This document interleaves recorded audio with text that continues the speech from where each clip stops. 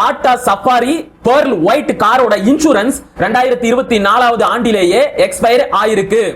பின்னாடி வந்த மகேந்திரா தாரோட இன்சூரன்ஸ் 2022லேயே காலாவதி ஆயிடுச்சு.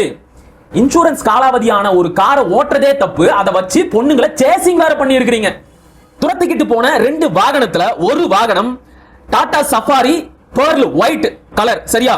அந்த வாகனத்தோட மாடல் வந்து Tata Safari Tiago R22VX diesel engine model. அந்த வாகனத்தோட பதிவு எண் TN75E6004 கன்னியாகுமரி ரெஜிஸ்ட்ரேஷன் வண்டி. இது கன்னியாகுமரியில இருந்து இங்க வந்திருக்காங்க போல. இடிச்சிட்டு போன அந்த பொண்ணே தைரியமா வந்து புகார் கொடுக்கும் போது இடிபட்ட இவனுங்க ஏன்டா வந்து புகார் கொடுக்கல? இந்த எடுபட்ட பயிலுங்க எங்க போனானுங்க? எக்ஸ்பயர் ஆன காரை ஓட்டிக்கிட்டு இவ்வளவு திமிரு தெனாவட்டு பண்ணுவானுங்க. அவனுங்களுக்கு வக்காலத்து வாங்கிட்டு வரீங்க. எனக்கு என்னமோ இந்த நாய் தான் அந்த கார்ல இருந்திருக்குமோ அப்படிங்கிற டவுட் வலுவா வருது. இப்ப மத்த விஷயமா இருந்தா, குறிப்பா நாம் தமிழர் கட்சி விஷயமா இருந்தா, அண்ணன் சீமானோட தனிப்பட்ட விவகாரமா இருந்தா, இந்த நாய் எந்த சான்றும் இல்லைன்னாலும் எவ்வளவு பேச்சு பேசும். இப்ப இவ்வளவு பெரிய சம்பவம் நடந்திருக்கு, ஆனா வக்காலத்து வாங்கிட்டு இருக்கு இந்த லூசு மூதேவி. அனைத்து தமிழ் உறவுகளுக்கும் அன்பு வணக்கங்கள். என்னதான் நடக்குது தமிழ்நாட்டுல? தமிழ்நாட்டுல பெண்களுக்கு பாதுகாப்பு இருக்கா இல்லையா? ஏன் இந்த கேள்விகள் வருது அப்படின்னா, கடந்த 25ஆம் தேதி அதிகாலை 2 மணிக்கு சென்னை ECR சாலையில கானாத்தூர் பகுதியைச் சேர்ந்த 3 பெண்கள், ஒரு குழந்தை, அவங்களோட 2 உறவினர்கள், இவங்க எல்லாரும் சேர்ந்து அவங்களோட மகிழுந்துல கார்ல பயணம் செஞ்சுக்கிட்டு இருந்தாங்க. அப்ப ஒரு 7-8 பேர் 2 மகிழுந்துல 2 கார்ல இவங்களை சேசிங் பண்ணிக்கிட்டே, இவங்களை துரத்திக்கிட்டே போயிருக்காங்க. அதுல ஒரு கார் இந்த பெண்களோட காரை முந்திக்கிட்டு போய் அவங்களோட வழியை மறிச்சு நின்று இருக்காங்க. அந்த கார் வந்து ஒரு Tata Safari pearl white car. அதுலயும் குறிப்பா அந்த கார்ல திமுகவோட கொடி கட்டப்பட்டு இருந்தது. அந்த கார்ல இருந்து கருப்பு கலர் டி-ஷர்ட் போட்ட ஒரு நபர் இறங்கி வந்து இந்த பெண்களோட கார் கதவை தட்டி தரங்க தரங்க அப்படின்னு சொல்லி ரகலை செஞ்சிருக்கிறாரு. ஒரு வழியா அந்த ரவுடிகளிடம் இருந்து எப்படியோ சாமர்த்தியமா தப்பி இவங்க வீடு வரைக்கும் வந்துட்டாங்க. ஆனாலும் கூட இந்த ரவுடிகள் விடாம அந்த பெண்களை வீடு வரைக்கும் துரத்திக்கிட்டு போயிருக்காங்க. இதையெல்லாம் நீங்க கடந்த 2 நாளா செய்திகள்ல பார்த்திருப்பீங்க. இப்ப அடுத்த நாள் 26ஆம் தேதி பாதிக்கப்பட்ட பெண் இது தொடர்பாக கானாத்தூர் காவல் நிலையத்திற்கு வந்து புகார் கொடுத்திருக்காங்க. அதுல பெரிய கொடுமை என்ன தெரியுமா? அந்த புகாரை FIR ஆக பதிவு செய்யாமல் வெறும் CSR கம்யூனிட்டி சர்வீஸ் ரெஜிஸ்டராக பதிவு செஞ்சிருக்கு காவல்துறை. பதிவு செய்யப்பட்ட அந்த புகாரின் மீது அடுத்த 3 நாட்களுக்கு 29ஆம் தேதி வரைக்கும் எந்த ஒரு நடவடிக்கையும் எடுக்காம கிணத்துல போட்ட கல்லு மாதிரி அமைதியா இருந்திருக்கு காவல்துறை. ஏன் அமைதியா இருக்கணும்? ஏன்னா துரத்திக்கிட்டு வந்த 2 கார்ல ஒரு கார்ல திமுகவோட கொடி கட்டப்பட்டு இருந்துச்சு. சோ ஏதோ ஒரு முக்கிய புள்ளியோட காரா அது இருக்கணும். இல்லனா அந்த காருக்குள்ள யாராவது ஒரு முக்கிய நபர் இருந்திருக்கணும். அதனால தான் காவல்துறை இது தொடர்பாக எந்த ஒரு நடவடிக்கையும் எடுக்காம தேமே அப்படின்னு இருந்திருக்காங்க. ஆனா இதுக்கு இடையில துரத்தி கொண்டு போகும்போது அந்த பெண்கள் எடுத்த காணொளியானது இணையத்துல வைரலா பரவிடுச்சு. அதன் பிறகு பல்வேறு அரசியல் கட்சி தலைவர்களும் தங்களுடைய கடுமையான கண்டனங்களையும் பதிவு செஞ்சாங்க. என்னதான் நடக்குது தமிழ்நாட்டுல? தலைநகர் சென்னையிலேயே பெண்களுக்கு பாதுகாப்பு இல்லையா? எப்படி அந்த சமூக விரோதிகளுக்கு இந்த துணிவு வந்துச்சு? சட்ட ஒழுங்கின் மீதும் காவல்துறையின் மீதும் இவங்களுக்கு எந்த ஒரு மதிப்பும் அச்சமும் இல்லையா? எந்த தைரியத்துல இவங்க இப்படி அந்த பெண்களை துரத்திக்கிட்டு போய் தொந்தரவு செஞ்சிருக்காங்க, துன்புறுத்தி இருக்காங்க? இவங்க மேல கடுமையான நடவடிக்கை எடுத்தே ஆகணும் அப்படின்னு பல்வேறு அரசியல் கட்சி தலைவர்களும் தங்களுடைய கண்டனங்களை பதிவு செய்த பிறகுதான் காவல்துறை இதுல கொஞ்சம் வேகமா செயல்பட ஆரம்பிச்சாங்க. அப்படி அவங்க வேகமா செயல்பட்டு நேற்றைக்கு இது தொடர்பாக ஒரு விளக்க அறிக்கையை கொடுத்தாங்க. அந்த விளக்க அறிக்கையில என்ன தெரியுமா சொல்லி இருக்காங்க?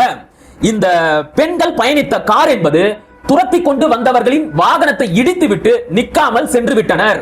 அதனால தான் அது தொடர்பாக நியாயத்தை தட்டி கேட்கறதுக்காக இந்த ரவுடிகள் அந்த பெண்களை துரத்தி கொண்டே போனார்கள்.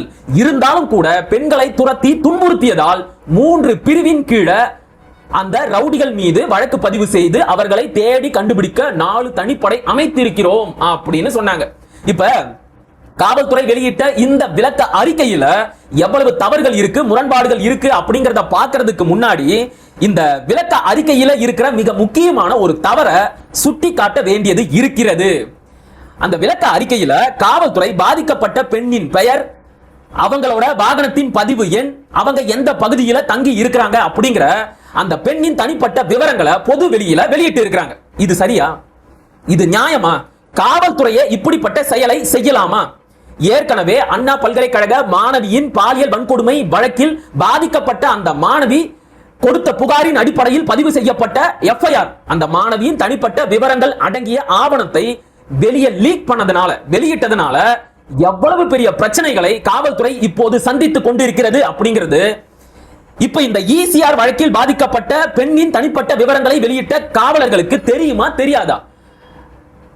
அண்ணா பல்கலைக்கழக மாணவியின் எஃப்ஐஆர் லீக் ஆன விவகாரம் உச்சநீதிமன்றம் வரைக்கும் போயிட்டு நீதிபதிகள் கடுமையான கண்டனங்களை தெரிவித்து இருக்கிறாங்க. அப்படி இருக்கும்போது மறுபடியும் காவல்துறை எதுக்காக அந்த தப்பை செய்யுது? இந்த இடத்துல தான் நமக்கு வலுவா ஒரு ஐயம் ஏற்படுது. அது என்ன தெரியுமா? இந்த திமுக கொடி கட்டின கார்ல ஏதோ ஒரு முக்கியமான நபர் இருக்கிறார், யாரோ ஒரு சார் இருக்கிறார். அந்த காருக்குள்ள யாரோ ஒரு முக்கியமான சார் இருக்கிறாரு. அந்த சாரை காப்பாற்றணும். அதுக்காக என்ன செய்யணும்? பாதிக்கப்பட்ட பெண்ணின் தனிப்பட்ட விவரங்களை வெளியிட்டு அதை வச்சு அந்த பெண்ணை கண்டுபிடிச்சு மிரட்டி அவங்க கொடுத்த புகாரை வாபஸ் வாங்க வைக்கணும்.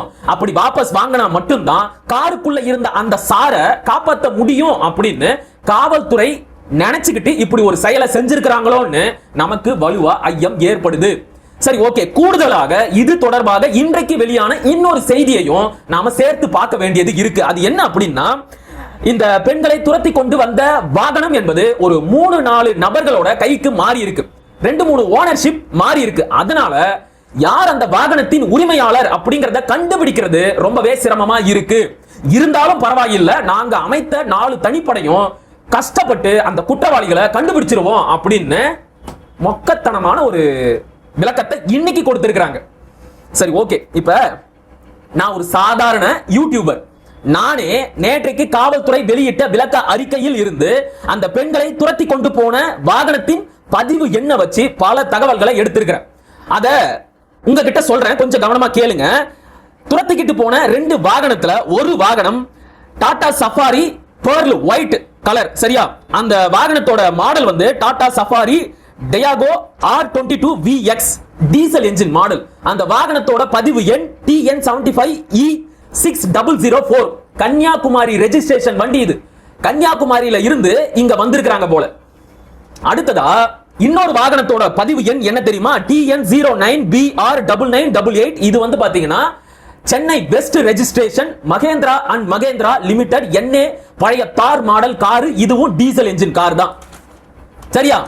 ஆக ஒரு சாதாரண யூடியூபர் என்னாலேயே இவ்வளவு தகவல்களை எடுக்க முடியுது அப்படின்னா காவல்துறை நினைச்சா சொடக்கு போடுற நேரத்துல இந்த வாகனத்தின் உரிமையாளர் யாரு, அவன் எங்க இருக்கிறான் அப்படிங்கறது முதல் கொண்டு கண்டுபிடிச்சிட முடியும்.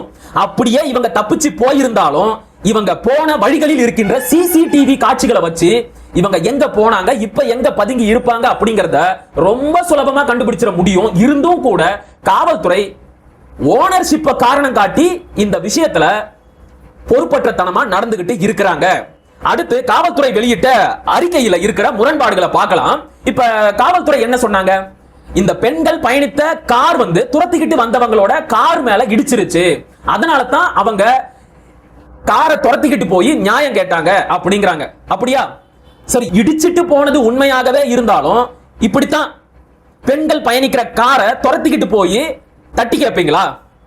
இடிச்சிட்டு போன வண்டியோட நம்பரை வச்சு புகார் கொடுத்திருக்கலாம். சரி, ஓகே.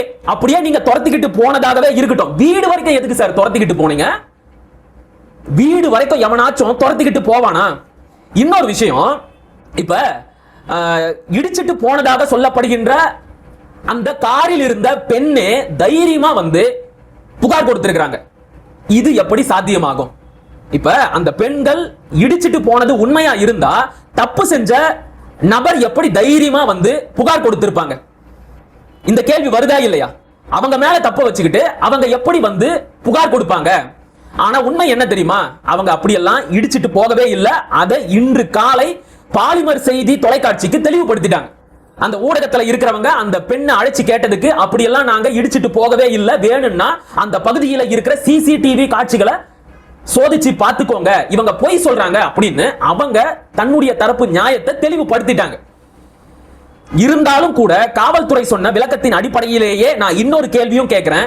இடிச்சிட்டு போன அந்த பொண்ணே தைரியமா வந்து புகார் கொடுக்கும் போது இடிபட்ட இந்த பொலிட்டிக்கல் ரவுடிஸ் எதுக்காக வந்து புகார் கொடுக்கல? இவங்க தானே பாதிக்கப்பட்டாங்க, இவங்க காரத்தானே இடிச்சிட்டாங்க, போய் தைரியமா புகார் கொடுக்க வேண்டியது தானே. சார் எங்க காரை இடிச்சிட்டு போயிட்டாங்க சார், இடிச்சிட்டு நிக்காம போனாங்க, அதை ஏன்னு கேட்கறதுக்காகத்தான் நாங்க துரத்திக்கிட்டு போனோம் அப்படின்னு இந்த யோக்கியர்கள் போயிட்டு காவல்துறை கிட்ட புகார் கொடுத்திருக்கலாமே. ஏன் கொடுக்கல? கொடுக்க முடியாது. ஏன் தெரியுமா? இந்த 2 காரோட இன்சூரன்ஸ் என்னைக்கோ எக்ஸ்பயர் ஆயிருச்சு. டாடா சஃபாரி பெர்ல் ஒயிட் காரோட இன்சூரன்ஸ் 2024 ஆண்டிலேயே எக்ஸ்பயர் ஆயிருக்கு. பின்னாடி வந்த மகேந்திரா தாரோட இன்சூரன்ஸ் 2022லேயே காலாவதி ஆயிடுச்சு. இன்சூரன்ஸ் காலாவதியான ஒரு காரை ஓட்டுறதே தப்பு, அதை வச்சு பொண்ணுங்களை சேசிங் வேற பண்ணி இருக்கிறீங்க. இதெல்லாம் எவ்வளவு பெரிய திமிரு தெனாவட்டுத்தனம். இதெல்லாம் ஒரு விளக்க அறிக்கை அப்படின்னு காவல்துறை வேற வெளியிடுது. நம்மளை எல்லாம் எந்த அளவுக்கு முட்டாளா நினைச்சிருந்தா காவல்துறை இப்படி ஒரு விளக்க அறிக்கையை வெளியிட்டு இருக்கோம். சரி, இதையெல்லாம் கூட காவல்துறை பார்த்துக்கும் அப்படின்னு சொல்லி கடந்து போயிடலாம். இதுக்கு திமுக காரணங்க கொடுக்கறானுங்க பாருங்க ஒரு முட்டு. அதை நினைச்சாதான் அண்ட மண்டலமும் எரியுது. திமுக கொடி கட்டின கார் அப்படிங்கிற ஒரே காரணத்திற்காக என்னென்ன நியாயம் பேசுறானுங்க. ஒரு நாய் வந்து கேக்குது, அந்த பொண்ணுங்களுக்கு அந்த நேரத்துல அங்க என்ன வேலை? டேய், இதே கேள்வியை தான் எல்லா இடத்துலயும் கேட்பீங்களா? இதே மாதிரியான ஒரு கேள்வியை தான் ஏற்கனவே அண்ணா பல்கலைக்கழக மாணவியின் பாலியல் வன்கொடுமை வழக்கிலையும் கேட்டீங்க, இங்கேயும் கேட்கறீங்க. உங்களுக்கு என்னடா? அந்த பெண்கள் என்ன செஞ்சா உனக்கு என்ன? ராத்திரி நேரத்துல போனா உன் இஷ்டத்துக்கு நடந்துக்குவியா? இல்லைங்க, அவங்க காரை இடிச்சிட்டு போயிட்டாங்க, அதனால தான் துரத்திக்கிட்டு போய் நியாயம் கேட்டாங்க அப்படின்னு காவல்துறை சொன்ன அதே மொன்னத்தனமான வாதத்தை முன்வைக்கிறானுங்க. சரிடா, இப்ப நான் கேட்ட இல்ல கேள்வி, அதுக்கெல்லாம் பதில் சொல்லு. இடிச்சிட்டு போன அந்த பொண்ணே தைரியமா வந்து புகார் கொடுக்கும் போது இடிபட்ட இவனுங்க ஏன்டா வந்து புகார் கொடுக்கல? இந்த எடுபட்ட பயிலுங்க எங்க போனானுங்க? எக்ஸ்பயர் ஆன காரை ஓட்டிக்கிட்டு இவ்வளவு திமிரு தெனாவட்டு பண்ணுவானுங்க. அவனுங்களுக்கு வக்காலத்து வாங்கிட்டு வரீங்க. அதாவது சாதாரண நபர்கள் வக்காலத்து வாங்கினா கூட பரவாயில்லை, ஒரு உலகமாக அறிவாளி ஒருத்தன் இருக்கிறான், யூடியூப் ரூட்டஸ் மைனர் அப்படின்னு, அவனும் வந்து இதே கதையை சொல்றான். அவ்வளவுதான். அவங்க இடிச்சிட்டு போனாங்க, இவங்க துரத்திக்கிட்டு போனாங்க, அவ்வளவுதான். எனக்கு என்னமோ இந்த நாய் தான் அந்த கார்ல இருந்திருக்குமோ அப்படிங்கிற டவுட் வலுவா வருது. இப்ப மத்த விஷயமா இருந்தா, குறிப்பா நாம் தமிழர் கட்சி விஷயமா இருந்தா, அண்ணன் சீமானோட தனிப்பட்ட விவகாரமா இருந்தா, இந்த நாய் எந்த சான்றும் இல்லைன்னாலும் எவ்வளவு பேச்சு பேசும்.